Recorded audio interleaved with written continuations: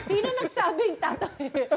Alina kayo, Twin Towers? Pala decision kami. Correct, tama naman. Kasi Christmas party season na namin to ni Kaloy. Invited kayo. Aga na, Noche Buena. So, samahan niyo talaga kami. Inihanda na natin ang katawan sa kabi-kabilang party. Pero Miss Suzy, syempre, hindi naman pwedeng wala kang ambag sa kainan, di ba? Patlak palagi. Ito na yung mga ambag nila. Kwento, di ba? Jokes. Tsaka sayaw. Oo, at sayaw daw, sayaw.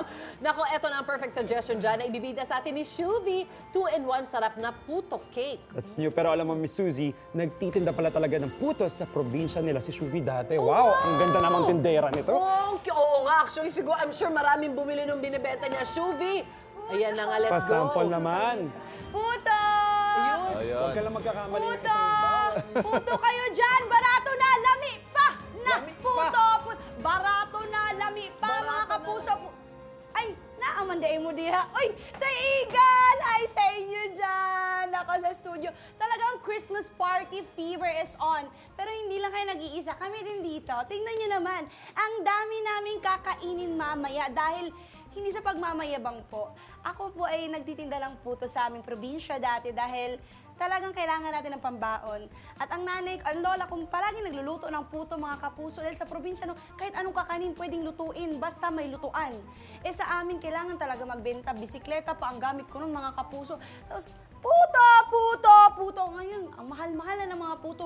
Pero speaking of puto, napakalapit. Tama ba ang pagkasabi ko ng lapit? Pero napakalapit ng puto sa puso ng mga Pinoy. Lalo na ngayon, may discover kami mga kapuso. Nako, have you ever had a problem with your Christmas party potluck? Nako, problem is solved. Kami na ang bahala sa inyo dahil may nakita kami. May discover kami mga kapuso na isang puto cake. Dito, pina-level up ang sarap. Nako, alam nyo, hindi na tayo magano. I-welcome na natin ang magsasabi sa atin paano to ginagawa. Let us welcome Mr. Marlon Robledo.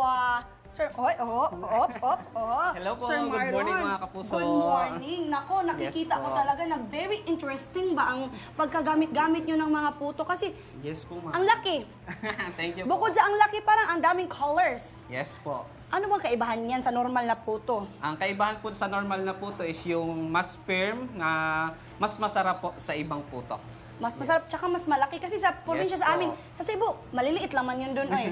Yung Mas cup pinalevel ba? up po yung sa egg sea. Oo, Yes. eggs. Oh, nasingit pa yung sir. Grabe ka talaga, sir.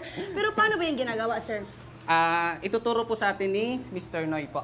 Kuya Noy. Tara, Yes Kuya po. Noy. Paano ba yan? Medyo fast learner ako, Kuya Noy. Magsimula po. tayo sa, syempre, Ito mix po mo yung yan. mix na po natin, yung may ubi po tayo, yung isa po nating flavor. Yan, isang flavor lang yan sa, ito Yes yung po, ubi ito po. flavor. Grabe, ang ganda. Tapos, Then, ayun po, ginawa po siya, meron po siyang mga mixture, then meron din po siyang mga mirang po. merang? Yes po, Ano yung white mirang? egg po. White egg. Ang galing kasi, oo. Kaya eggsy kasi punong-puno Yes po. kayo ng egg dito, no? Pero And kuya, mas after cheesy. niyan, Because of- diretso na agad? Yes Or may po. ilalagay pa kayong May mga cheese po. toppings?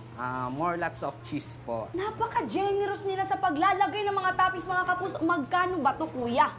Yung pong single variant namin is 418, then meron po kaming mixed variant, yung 518.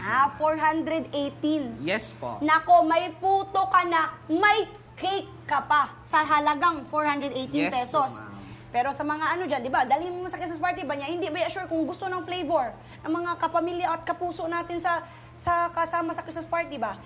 Ngayon, meron silang mix, di ba? Tama Yes kaya? po ma'am. Pinagsama-sama na po yung flavor. Yan. Meron po tayong ube, salted, then maho po yung chicken floss Ayun, at may chicken floss. all cheese. Nako, alam mo, sa sobrang dami nito, at ginagawa yan ni Kuya, tikman ko lang, Kuya, okay ba? Yes po ma'am, pwede po. Oo nga, kasi alam mo kuya, bago ko yung tikman, kailangan ko malaman paano ba yan. Pagkatapos dyan, ilalagay ba dyan? Yes po ma'am. Pero ayun, nalagay mo na ito, tapos nalagay na ito. Yes po, may real halaya din po yan sa loob. Bukod Halaya? po sa, yes po, bukod po Ayun. sa cheese. Oo, ang bango. Tapos pag na-steam mo na yan kuya, ilang minutes yan? 22 minutes po to 25. 22 minutes na ko.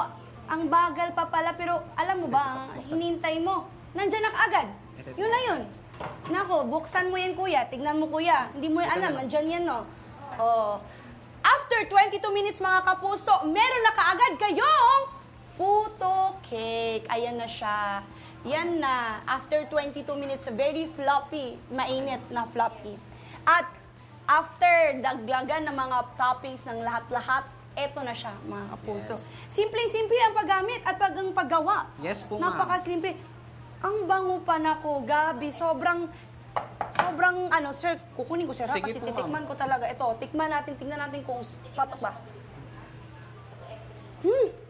Ang sarap, nako.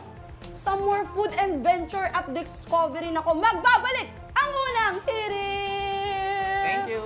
Ang sarap talaga. Yes, ma'am. Feeling ko marami nang mag-iimbita kay Shuvi sa mga Christmas party kasi may pang-ambag na siya sa potluck sa kainan. Oo naman. Perfect naman kasi ang 2-in-1 sarap na puto cake na binida niya. Shuvi, ano bang favorite mo dyan? Masarap by the way, O yung may keso. Super queso. Hi, Miss Suzy. Hi, Miss Suzy and Kaloy. Nako, tamang-tama kayo dyan. Lahat naman paborito ko, pero alam nyo, kanina, tapos na nating malaman kung paano to ginagawa, mga kapuso. Ngayon, tikiman na! Nako, 4 tong flavors. We have all cheese. Nako, we have ubi streusel.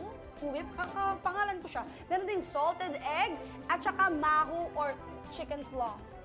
Ay, pang social, alam mo, tikiman natin ang salted egg dahil curious ako at ito na siya. Kinuha ko na siya. Mga kapuso, alam niyo ang best part dito with dinuguan. Dinuguan is the key whatever it is that you have. Ha, ano ba? Sarap. Ang sarap talaga. Ang sarap. Kumuha pa tayo ng ibang flavor. Tingnan nga natin to ube. Ay, natikman ko naman yan eh. Itong chicken floss. Ayan o, tignan nyo yung chicken floss. Maho tawag dito. Nasago-sago na sa kong baba. Perfect talaga. Perfect talaga siya pang Christmas party na ko. Ihanda nyo na to sa Christmas party ninyo. Perfect pang potluck na ko. For mood, food, adventure, and discovery, tutok lang sa inyong pambansang morning show kung saan laging una ka. Unang hirit! Sarap ng dinuguan.